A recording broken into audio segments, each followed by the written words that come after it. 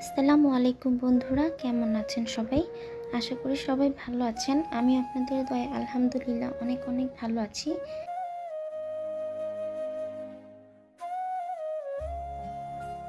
তো বন্ধুরা, আজ আমি আপনাদের সাথে শেয়ার করতে যাচ্ছি গরুর পায়া রান্নার রেসিপি। যেহেতু সামনে আমাদের ঈদুল আজহা চলে আসছে, তো আমরা সম্ভবত এই ঈদে সবাই কম বেশি কোরবানি করে থাকি। যাকে আল্লাহ তাআলা সামর্থ্য দিয়েছে তারা নিজ সামর্থ্য অনুযায়ী কোরবানিটা দিয়ে থাকি। তো কোরবানির গরুর যে পায়াটা, সেটা রান্না করার প্রসেসটা আর মেথডটা আজকে আমি আপনাদেরকে দেখিয়ে দিব। তো বন্ধুরা, আমি ফ্রিজ থেকে এগুলোকে বের করে প্রথমে নর্মাল পানি দিয়ে একটু ধুয়ে তারপর গরম পানি করে তাতে কিছুক্ষণ ভিজিয়ে রেখেছিলাম। কারণ এই পায়াটার গায়ে কিছু লোম আর কাদামাটি থাকে, আবার অনেক সময় দেখা যায় ব্লাডও থাকে। তো গরম পানিটা দেওয়ার ফলে অনেকাংশে ময়লাটা কমে যাবে। যদি পসিবল হয় একটু ঘষে ভালো করে ধুয়ে নিলেই এটা খুব সুন্দর করে ক্লিন হয়ে যায়। তো আমি এটাকে একটু নাড়াচাড়া করে এপিট ওপিট করে গরম পানিতে খুব ভালো করে একটু ধুয়ে নিচ্ছিলাম। এরপর অবশ্য আমি একটু ঘষে খুব ভালো করে ক্লিন করে নিয়েছি। তো এবার আমি একটা প্যান নিয়ে নিলাম, আর এর ভেতর আমি ধুয়ে রাখা পায়াগুলোকে দিয়ে দিচ্ছি। এবার এক এক করে সমস্ত মশলাগুলো আমি এর ভেতর দিয়ে দিব। আর আমি এখনও চুলাটা জ্বালাইনি, চুলাটা এখনও অফ আছে।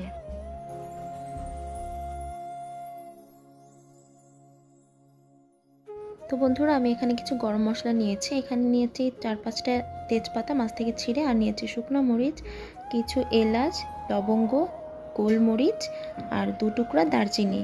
তো এবার আমি এই সমস্ত মশলাগুলোকে পাতিলে দিয়ে দিচ্ছি।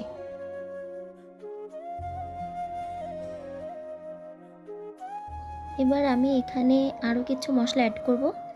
তো এখানে আছে হলুদ গুঁড়া 1 চা চামচ, মরিচের গুঁড়া আছে 1 চা চামচ, আর ধনিয়া গুঁড়া আছে 1 চা চামচ, জিরার গুঁড়া আছে 1 চা চামচ, আদা রসুন বাটা 1.5 টেবিল স্পুন পরিমাণ, আর 1/2 চা চামচ পরিমাণ আমি আস্ত জিরা দিয়েছি। আপনারা চাইলে স্কিপ করতে পারেন, জিরার ফ্লেভারটা ভালো লাগে এই জন্য আমি দিয়েছি।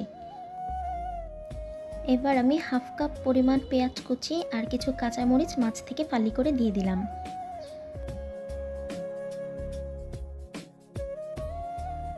আমি এখানে কিছু টমেটো ইউজ করছি, এটা পুরোপুরি অপশনাল, আপনারা চাইলে স্কিপ করতে পারেন। তবে আমি যে টমেটোটা দিয়েছি এটা আমার ফ্রোজেন করা ছিল।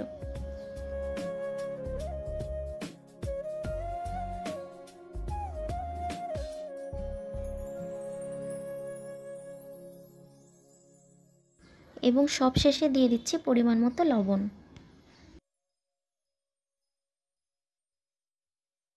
সমস্ত উপকরণ দেওয়া শেষ, এবার আমি পরিমাণ অনুযায়ী পানি দিয়ে নিব।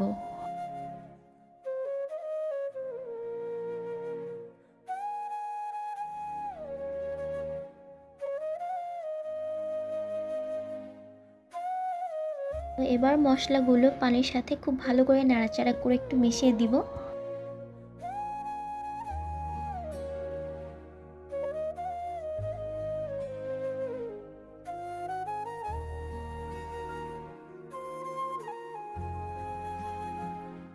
তো এবার চুলাটা জ্বালিয়ে দিচ্ছি।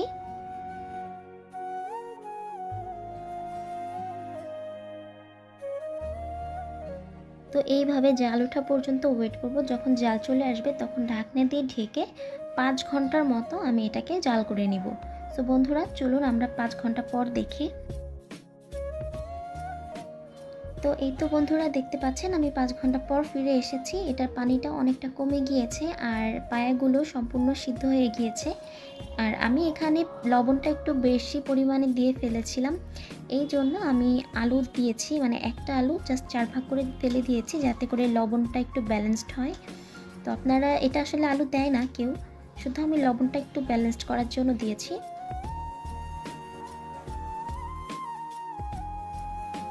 তো আমার কাছে মনে হচ্ছে একটু টক ফ্লেভার হলে খুব বেশি ভালো হবে, যেহেতু টমেটো দেওয়ার পরও তত একটা টক হয়নি। তো আমি এখানে কিছু বিলম্বি নিয়ে এসেছিলাম বাসা থেকে, তো আমি এখান থেকে অল্প কিছু দিয়ে দিব, যাতে একটা হালকা জাস্ট টক একটা ফ্লেভার আসার জন্য আমি অল্প কিছু দিয়ে দিচ্ছি।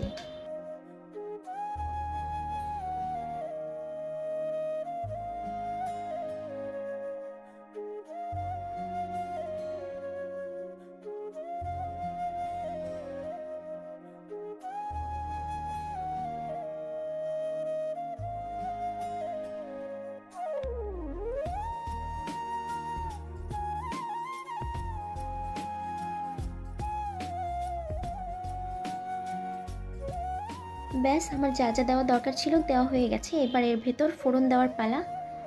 তো দেখুন আমি এটাকে গ্যাসটা অফ করে দিয়েছি আর এটা কিন্তু প্রপারলি হয়ে গেছে। এবার জাস্ট আমি ফোড়নটা দিয়ে দিব। আর দেখুন এটার উপর থেকে কত তেল এসেছে, যদিও আমি এর ভেতর কোনো তেল অ্যাড করিনি, এটা অটোমেটিক্যালি তেলটা বের হয়েছে এই পায়াগুলোর গা থেকে।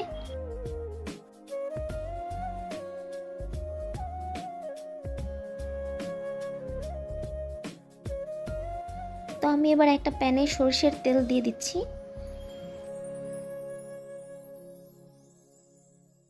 তো তেলটা গরম হয়ে যাওয়ার পর এর ভেতর আমি কুচি করে রাখা পেঁয়াজ আর রসুনটা দিয়ে দিলাম।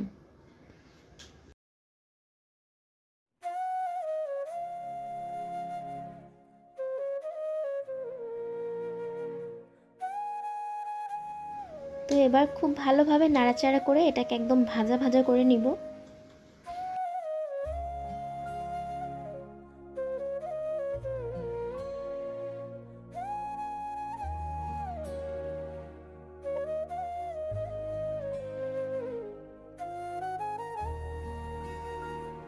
তো আপনারা চাইলে এই পর্যায়ে আস্ত জিরা ইউজ করতে পারেন, এতে করে খুব ভালো একটা ফ্লেভার আসে। আমি 1 চিমটি পরিমাণ দিয়েছিলাম অফ ক্যামেরায়।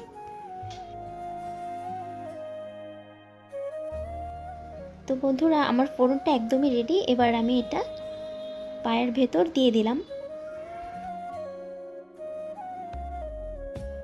ব্যাস হয়ে গেছে ফোড়ন দেওয়া। এবার জাস্ট নাড়াচাড়া করে মিশিয়ে নিলেই এটা রেডি হয়ে যাবে একদম।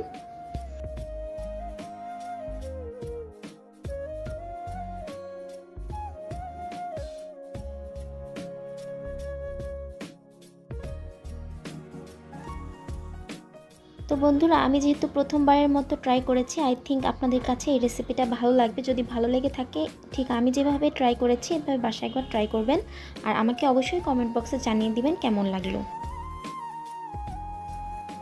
তো বন্ধুরা আমি এবার নান রুটি দিয়ে এটাকে সার্ভ করে নিয়েছি, কারণ নান রুটি দিয়ে এটা খেতে আমার কাছে খুবই পছন্দ। তো আজকে রাতে ডিনার হিসেবে আমি তো এটাই খাচ্ছি।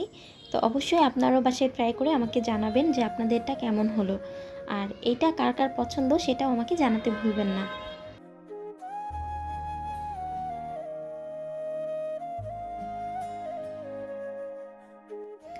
তো বন্ধুরা আজকের এই ব্লগটা আমি এখানেই শেষ করব। সবাই ভালো থাকবেন, সুস্থ থাকবেন, আমাদের জন্য দোয়া করবেন। আল্লাহ হাফেজ।